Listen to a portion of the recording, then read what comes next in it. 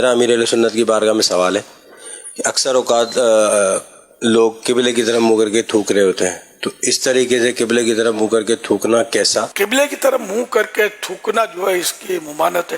اللہ پاک کے پیارے پیارے آخری نبی صلی اللہ علیہ وسلم فرماتے ہیں جس نے قبلے کی طرف تھوکا وہ قیامت کے دن اس حالت میں آئے گا کہ اس کا تھوک اس کی آنکھوں کے درمیان یعنی پیشانی پر ہوگا۔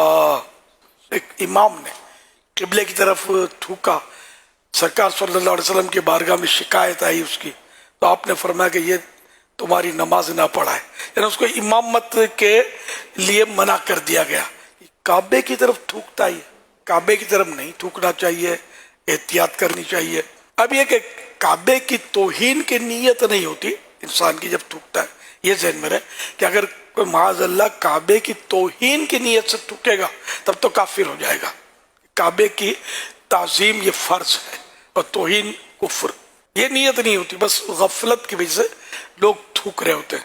اب بعض اوقات تو پتہ بھی نہیں ہوتا اور تھوک رہے ہوتے ہیں، تو اب اس پر ظاہر ہے کہ کوئی کیا دفعہ لگے گی۔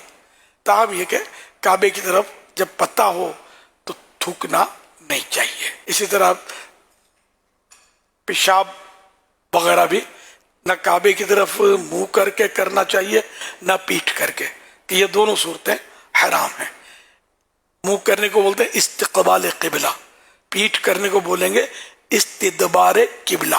تو یہ استدبار قبلہ ہو یا استقبال قبلہ ہو، پیشاب کرتے وقت یہ حرام ہے۔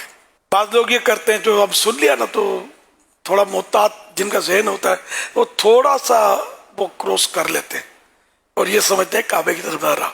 تو یہ ہمیشہ خیال رکھیے گا کہ 45 کی ڈگری میں، اینگل میں 45 کی ڈگری کے اندر اگر رخ کرنا، چہرہ کرنا یا پیٹھ کرنا پایا گیا تو یہ بھی استقبال و استدبار قبلہ ہو گیا۔ تو اس لیے آپ کریں تو 45 ڈگری سے زیادہ ترچھا کر دیں قبلے سے۔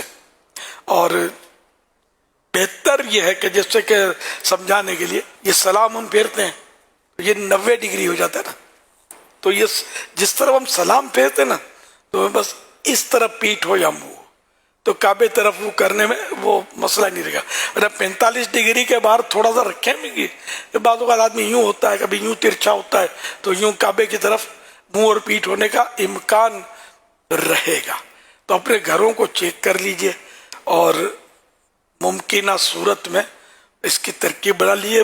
بعض لوگ سمجھتے ہیں کعبے کی طرف منہ نہیں کرنا چاہیے، لیکن وہ یوں سمجھتے ہیں پیٹھ کرنے میں کوئی حرج نہیں ہے، تو ان کے گھر کا جو واش روم ہوتا ہے WC یا کموڈ، یہ پھر قبلے کی طرف پیٹھ کیے ہوئے ہوتا ہے، تو یہ بھی نہیں چلے گا۔ تو اس کو درست کروا کر ثواب حاصل کریں۔ اب اگر جگہ کرائے کی ہے تو مکان مالک کو اعتماد میں لے کر مسئلہ سمجھا کر ان کو آپ اس طرح ضرور کروا لیجئے کہ مطلب کب تک یہ، ورنہ آپ گناہ کرتے رہیں گے۔ اس طرح اگر قبلے کی طرف منہ یا پیٹھ کرتے رہیں گے تو ظاہر ہے کہ قصداً جان بوجھ کر جو ایسا کرے گا گناہ تو کرے گا نا، جبکہ کوئی سی صحیح مجبوری بھی نہ ہو۔